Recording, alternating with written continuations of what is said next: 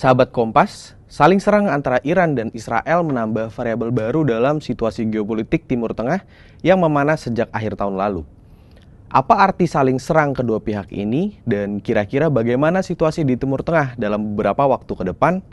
Tonton terus video ini hingga akhir bersama saya, Rangga Eka Sakti di Bongkar Data.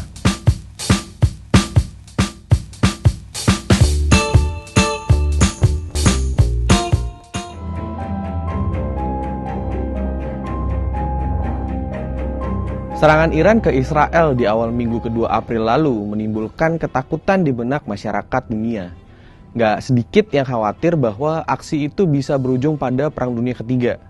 Namun, perkembangan setelah serangan itu dilancarkan justru mengarah ke kesimpulan yang sebaliknya. Setidaknya ada 3 hal yang jadi alasan dari optimisme ini. Pertama, tak lama setelah serangan berlangsung, Iran menyatakan bahwa nggak akan ada serangan lanjutan selama Israel bisa menahan diri untuk tidak membalas. Meskipun Iran dengan gamblang menyatakan bahwa langkah retaliasi atau balas dendam juga akan diganjar dengan serangan yang lebih menggigit. Kedua, komunitas internasional menanggapi aksi Iran dengan penuh kehati-hatian. Serangan Iran tidak membuat Amerika dan sekutu Israel lainnya melancarkan serangan balik atau mengirimkan pasukannya untuk membantu Israel. Bahkan, Amerika justru memperingatkan Israel untuk tidak gegabah melakukan serangan balasan dan menahan diri. Sejauh ini, ganjaran yang tengah disiapkan oleh Amerika dan Uni Eropa hanya sebatas sanksi. Berdasarkan laporan BBC, kemungkinan besar sanksi akan berfokus pada upaya untuk membatasi program nuklir Iran. Alasan yang terakhir yang baru kita dapatkan beberapa hari lalu adalah respons Israel terhadap serangan Iran dan respons Iran terhadap respons Israel. Jadi, setelah serangan Iran ke Israel, kekhawatiran yang muncul mengarah ke 2 hal. Pertama, respons Amerika dan sekutu Israel lainnya terhadap serangan tersebut. Kalau Amerika atau negara sekutu Israel lain merespons serangan Iran dengan keras, misalnya dengan melakukan serangan balik, tentu konflik kemungkinan besar akan tereskalasi secara cepat. Kedua, mengingat ultimatum dari Iran adalah respons dari Israel. Kira-kira, apakah Israel akan melakukan serangan balasan dan sejauh apa serangan balasan itu, dan apakah Iran benar-benar melakukan langkah dramatis sebagai respons atas serangan balasan Israel?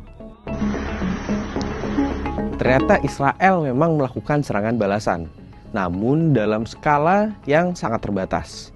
Pada Jumat 19 April lalu, Israel menyerang basis militer Iran di Isfahan, lokasi yang cukup dekat dengan fasilitas nuklir negara tersebut. Tidak ada kerusakan yang berarti dan korban dari serangan Israel itu. Hal ini juga dikonfirmasi oleh Organisasi Energi Nuklir Dunia, The International Atomic Energy Agency, yang menyatakan bahwa fasilitas nuklir Iran di dekat Isfahan aman terkendali. Untungnya lagi, Iran juga tidak memberi respons yang dramatis atas serangan Israel. Bahkan, Iran justru kelihatan meremehkan serangan Israel itu. Dari 3 alasan tadi, sejumlah kemungkinan bisa terjadi di Timur Tengah, setidaknya dalam beberapa waktu ke depan. Pertama, konflik Israel-Palestina nampaknya masih akan terbatas di titik konflik dan sekitarnya, termasuk Suriah dan juga Lebanon. Sedangkan negara-negara adidaya seperti Amerika, Inggris, dan negara Eropa Barat kemungkinan besar menahan diri dengan tidak ikut campur secara langsung. Kedua, apabila tidak ada provokasi lain dari Israel, Iran juga terlihat tidak terlalu tertarik untuk terlibat lebih dalam di konflik Israel-Palestina. Terbatasnya perang Israel-Palestina ini di satu sisi menjadi berita baik, karena eskalasi ke skala yang lebih besar kelihatannya cukup sulit terjadi, seperti pada konflik Rusia dan Ukraina. Konflik Israel-Palestina skalanya tidak akan banyak berubah, tapi bersifat atrisi atau berlarut. Dampak dari perang yang berlarut ini tidak main-main. Meskipun kerusakan fisiknya terbatas secara geografis, perang model ini bisa memberi dampak ekonomi yang besar. Pasalnya, konflik ini akan mengganggu rantai pasok global, utamanya energi.